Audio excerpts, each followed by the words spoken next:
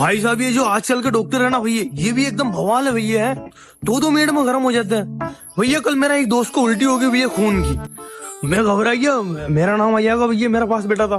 मैं उसे तुरंत ले गया हॉस्पिटल में इमरजेंसी में भर्ती करा दिया उसको। मैंने 10 रुपए की पर्ची लेकर 2-5 मिनट में डॉक्टर भैया अंदर से आकर बोले भैया की टीबी है।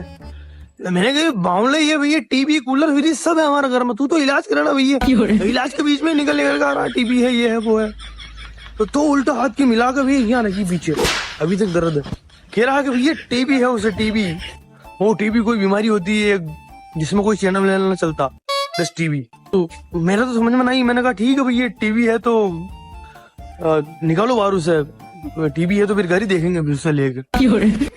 2-3 लाते और बाहर निकाल दिया हॉस्पिटल से। मैंने कही भैया मर जाएगा तो मर जाएगा, खून की उल्टी भैया, वो तो डॉक्टर तो केवल टीबी कर रहा है। मैंने भी कही थी भैया 32 इंच की है।